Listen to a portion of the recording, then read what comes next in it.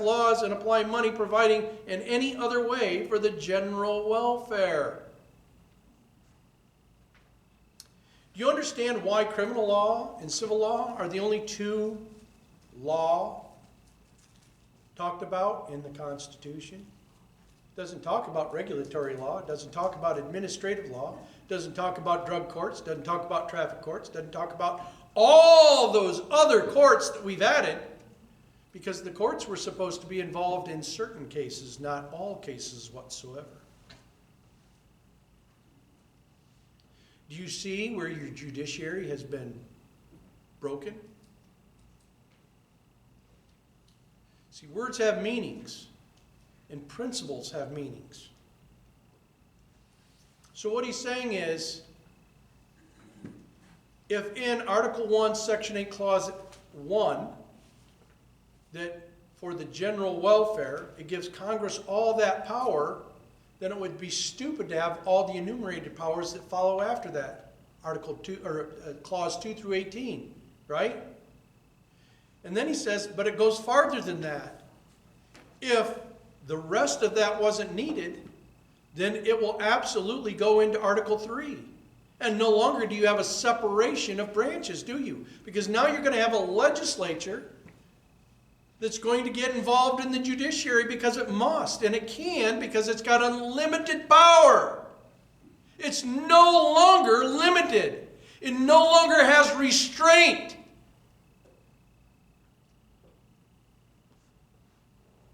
I shall be reminded, perhaps, that according to the terms of the Constitution, the judicial power is to extend to certain cases only, not to all cases. But this circumstance can have no effect in the argument, it being presupposed by the gentleman that the specification of certain objects does not limit the import of the general terms. Taking these terms as an abstract and indefinite grant of power, they compromise all the objects of legislative regulation, as well such as fall under the judiciary article in the Constitution, as those falling immediately under the legislative article. And if the partial enumeration of objects in the legislative articles does not, as these gentlemen contend, limit the general power, neither will it be limited by the partial enumeration of objects in the judiciary article. What? You're telling me the judiciary had restraint on it as well? Yes. Why? Because it's a limited government. There's limits on all three branches. Not one of the three branches have complete unfettered power. Do we see the limit in the judiciary today?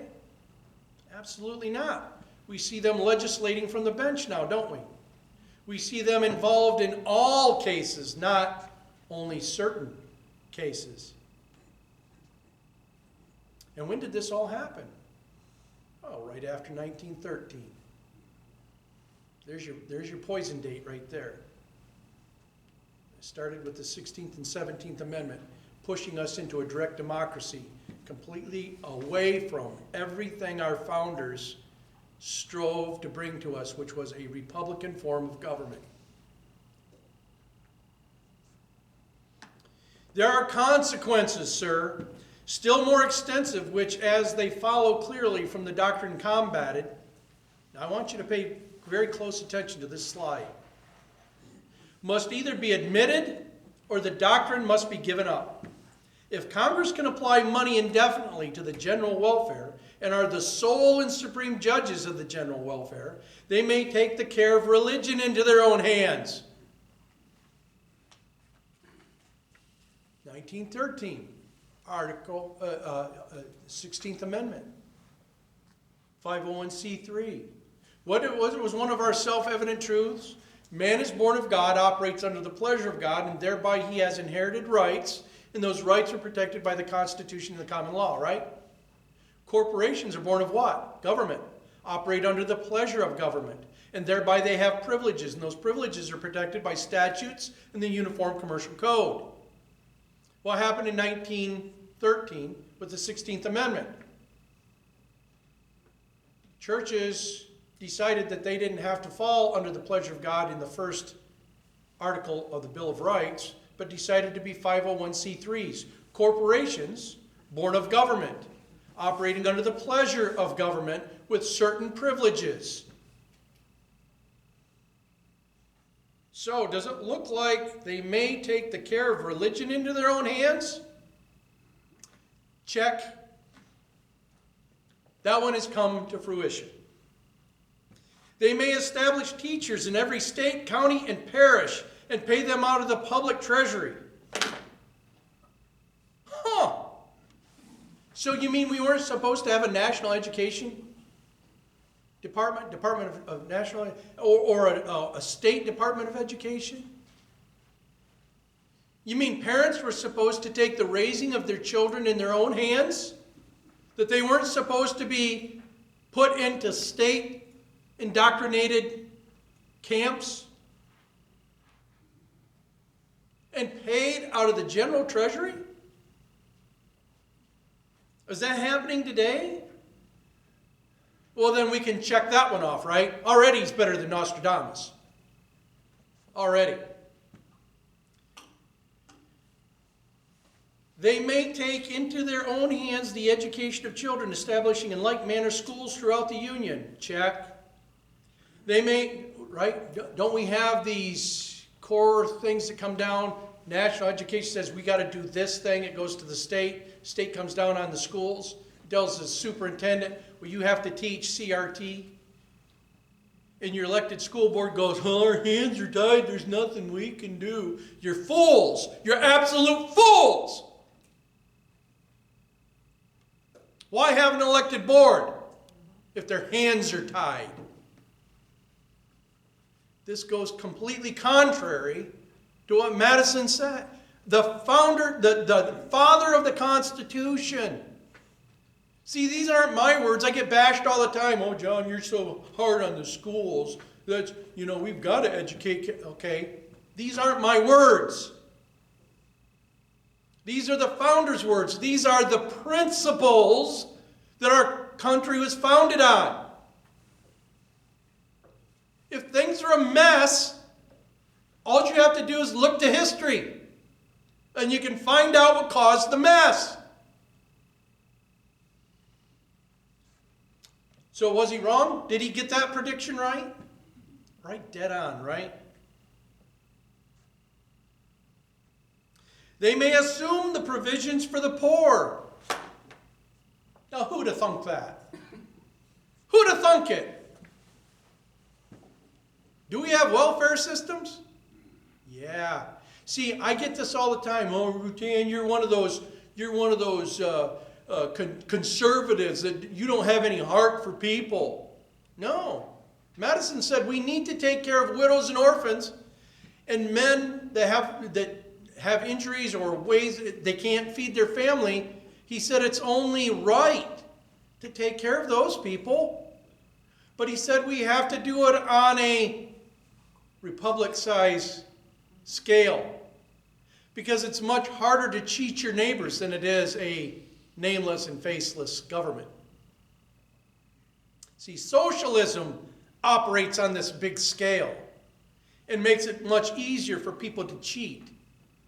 And isn't that what we're upset about? We're not upset about people getting the help they need. In fact, that's the Christian principle, that we should help people in need. Right? What did Christ tell Peter? Take care of my people and teach them to fellowship. So yes, we have an obligation under the principles of the Bible to take care of those in need. We have an obligation to it. But we need to do it on a local level, not on a state and federal level. Does that make sense? Well, was he correct?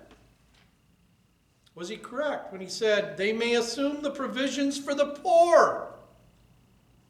There we are. Let's check that one off. That crystal ball was true there. They may undertake the regulation of all roads other than post roads. Anybody ever heard of an interstate highway? state highways. Have you heard of these things? I know they're new. Have you heard of the government taking money from the treasury, from the general treasury, from your taxes and paying for those things?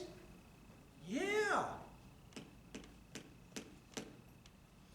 Is that in one of the enumerated powers in Article 1, Section 8, Clause 1 through 18? No, it says that they can set up post offices and post roads. The rest of it's left up to the state and to the compound republics, right? What are they calling post roads? Like the Pony Express. Yes, okay. So they had a route that they took from one post office to the other post office and routes to get where that postage needed to go. Okay. So post roads, post offices and post roads. Not these international superhighways. Of course, that was done under the New Deal, wasn't it? Where socialism was forced down our throat. Go ahead. I forget when they established the roads like 6. U.S. Yeah, it's Now, states had the power, with the consent of the republics in their area, to put money towards state roads. yeah, but it's But international highways a grand, and U.S. highways, that was all done under the New Deal. but it's one that's saved for military if they need it. Right, the reason why they set them up the way they set them up was because, if you remember, by that time, and we're putting socialism in, we got rid of this idea that the militia, that we were not supposed to have a standing army, because at that point in time, we're already into this military-industrial complex, are we not? And we're not using the militia anymore. We've completely forgotten about that idea.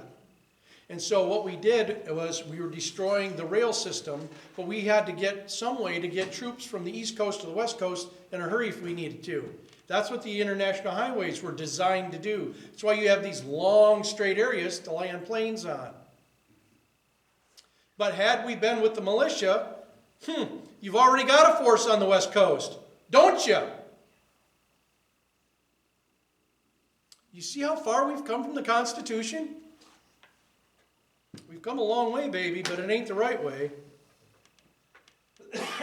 So, in short, everything from the highest object of state legislation down to the most minute object of police would be thrown under the power of Congress. For every object I have mentioned would admit the application of money and might be called, if Congress pleased, provisions for the general welfare. That is such a prophetic slide right there. That is a very prophetic paragraph in Madison's argument. And because of that, we're going to read it from top to bottom again without me stopping. There are consequences, sir, still more extensive, which, as they follow clearly from the doctrine combated, must either be admitted or the doctrine must be given up. If Congress can apply money indefinitely to the general welfare and are the sole and supreme judges of the general welfare, they may take the care of religion into their own hands. They may establish teachers in every state, county, and parish and pay them out of the public treasury.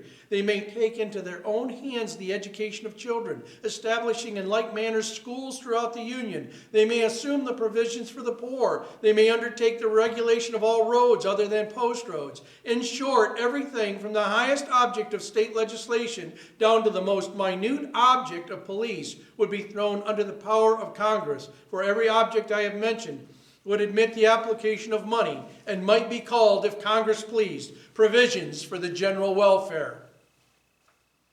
Now I can play you a video where my own congressman, who is rated very high conservatively, argued with Chris Ann Hall one night. In fact, the date was August 1st, 2016. He told her, Chris Ann, with 218 votes, I can pass anything. And she said, under what authority can you pass anything with 218 votes? He said, Chris Ann, by virtue that I was placed there by the people.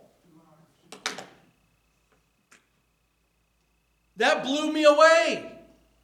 This is a congressman that's rated very high as a conservative, and he's arguing direct democracy because he's that ignorant. He's that ignorant of the principles in the Constitution. This man has never read the Federalist Papers, obviously, or if he did, he didn't understand any of it. The language held in various discussions of this House is a proof that the doctrine in question was never entertained by this body. Arguments wherever the subject would permit have constantly been drawn from the peculiar nature of this government as limited to certain enumerated powers, instead of extending, like other governments, to all cases not particularly accepted. In a very late instance, the debate on the representation bill, it must be remembered that an argument much used, particularly by a gentleman from Massachusetts, against the ratio of 1 for 30,000 was that this government was unlike the state governments, which had an indefinite variety of objects within their power, that it had a small number of objects only to attend to, and therefore that a smaller number of representatives would be sufficient to administer it. Do you remember 45? That if the federal government has tax collectors, they would be very few, and on the seacoast, and the states would have many more tax collectors than the federal government. In fact, if you added up all the officers within the federal government, they would be so few that a state would overnumber them, and all the states would greatly outnumber the federal officers. Right? So if that's the case, if we had so few federal officers because they had very definite things to take care of, are few and definite? Remember Federalist 45? The powers proposed by this Constitution to the federal government are few and defined, and those that are to remain in the state are numerous and indefinite. Remember that part of Federalist 45? He hearkens to that here. He's saying when we had an argument on this floor, that even the people of this body didn't argue that they had unlimited power. That 1 for every 30,000 was sufficient because we had so few things to do in the federal government. Now they're in everybody's business, right down to inside my home. Madison was a smart man. Hamilton was an idiot in my book. But anyway, he did have a few good things that he said. In a very late instance, the debate on the representation bill, it must be remembered that an argument much used, particularly by a gentleman from Massachusetts, against the ratio of 1 for 30,000, was that this government was unlike the state governments, which had an indefinite variety of objects within their power, that it had a small number of objects only to attend to, and therefore that a smaller number of representatives would be sufficient to administer it. Arguments have been advanced to show that because in the regulation of trade, indirect and eventual encouragement is given to manufacturers, therefore Congress have power to give money in direct bounties or to grant it in any other way that would answer the same purpose. But surely, sir, there is a great and obvious difference which it cannot be necessary to enlarge upon. A duty laid on imported implements of husbandry would in its operation be an indirect tax on exported produce.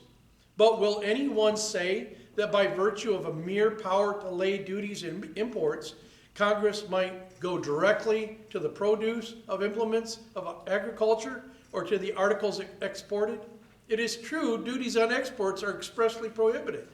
But if there were no article forbidding them, a power directly to tax exports could never be deduced from a power to tax imports. although such a power might indirectly and incidentally affect exports. Do you see what he's saying here? He's saying if this power negates Article 1, Section 8, clauses 2 through 18, and actually negates Article 2 of the Constitution, and negates Article 3 of the Constitution and every other article underneath it, then any prohibition put on Congress, they could argue that, well, yeah, we're only supposed to tax imports, but you know what? Those exports, when we import certain things like plows, and we put a tax on it, the farmer who plows and raises corn and then tries to export that, that's an indirect tax anyway, so we might as well just go ahead and tax the corn. Because if the rest of the Constitution is negated, there is no exception. They can argue that because it's in the general welfare. So this brings me around to the point today that we get people all the time that read the Constitution and say, well, John, it didn't expressly say we couldn't do it. No, that's not how it's read, Congressman. That's not how it's read. If it doesn't expressly give you the right, or not the right, if it doesn't expressly give you the power, you, Congressman, are powerless on that issue. You can't go, well, but you know, John, it's for a really good thing. I don't care. You are not granted the power. I don't care how good of a thing it is. I don't care how much of a warm and fuzzy feeling it's going to give you to do that. Daniel Boone did that.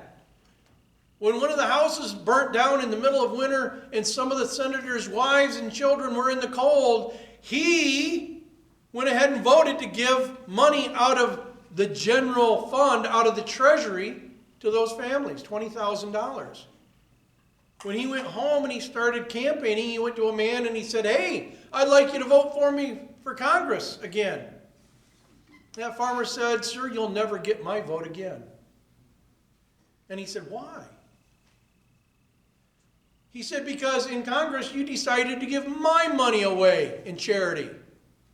I never gave you the authority to do that, but you gave the money away, my money away in charity, and took the accolades for doing so. He said, I wouldn't have had a problem if you would have given your money to the widows and orphans. I wouldn't have had a problem if you gave your money to the people who were cold and out of a home, but you didn't. You took my money and gave it away and took the accolades for it. He said, sir, you'll never get my vote again because you don't understand the fiduciary power of handling my money. That's exactly what Madison's talking about here. It's exactly what he's talking about. You can't take the people's money. It doesn't matter how good it seems. It doesn't matter that you've got women and children that are in the cold because their house burnt down. You don't have the power to grant them $20,000 out of the general treasury. That is not one of the enumerated powers. Well, but John, it didn't say that we couldn't. That's not how it's read.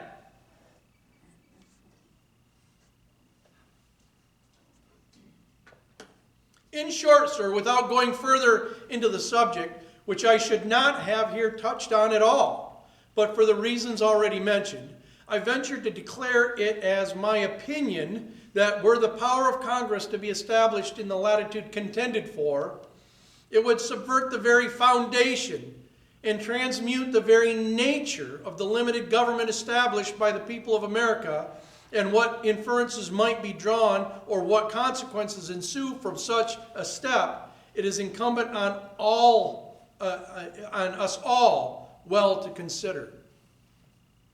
See, words have meanings, and with those meanings, they hold certain principles. He wasn't against taking money and giving it to the cod fisheries, to those sailors that were injured by the policies of the government to make them whole again.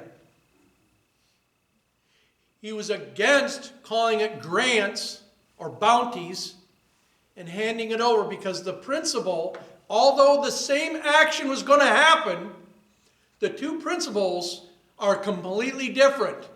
One is right and merciful and moral. The other one is immoral and will lead to the destruction of America. So you got to be real careful when Congress has these bills and they go, oh, but it sounds like a good thing. Well, yeah, it sure does, Congressman. But do you have the power to do it? Well, we've done it in the past. That's the problem. That's the problem. When are we going to find somebody of courage and fortitude and principle? With respect to the question before the House for striking out the clause, it is immaterial whether it be struck out or so amended as to rest on the avowed principle of a commutation for the drawback, but as a clause has been drawn up by one of my colleagues in order to be substituted, I shall concur in a vote for striking out, reserving to myself a freedom to be governed in my final vote by the modification which may prevail. Now this is one of the sticking points right here between Hamilton and Madison. Hamilton was mad because in the very end, after all this, Madison voted for it. Because Hamilton didn't get it. Hamilton said, well, if we were going to do it anyway, what did it matter? What did the word matter in there? It mattered a lot, didn't it? Because words have meanings, and it fell on the principle of what we're doing it for. See, those principles are important. Not necessarily the action, but the principle that governs the action is important. Is it not?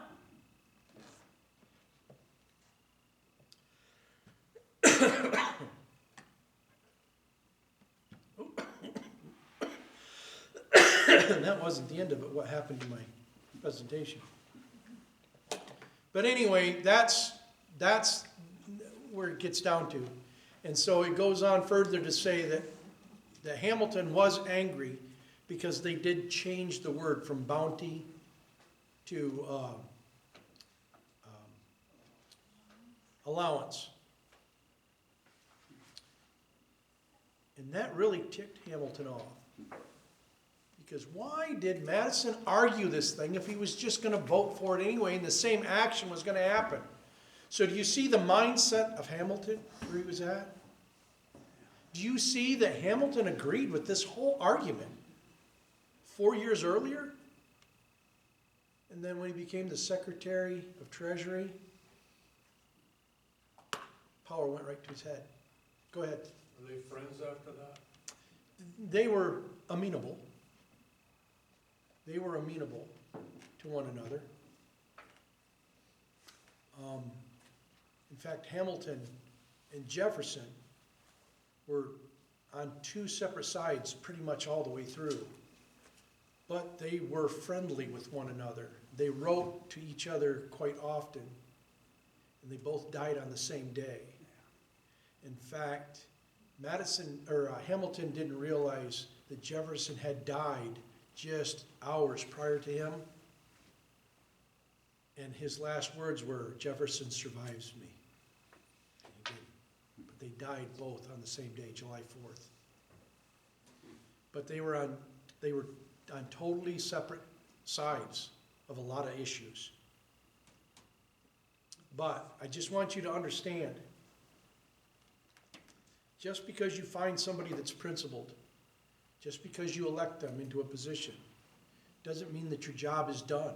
Your duty's not done as a citizen.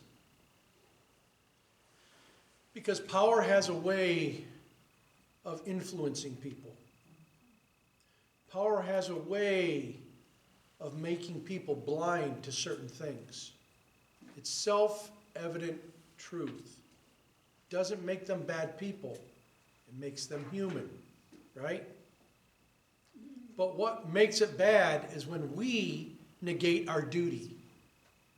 We, the people, are the government. If you want to know the problem with Washington, D.C., it's in the first 3 words of the Constitution. We the people. We elect people because of name recognition. We don't have any clue what their principles are. Because most times we didn't know the principles ourselves. How can you be the true masters of the law if you're such horrible masters, if you don't even know the law, if you don't know the principles behind it? And once you elect someone, I don't care if their name is Hamilton, you better hold their feet to the fire. You give them praise when they do well, and you use the tool of shame when they do bad.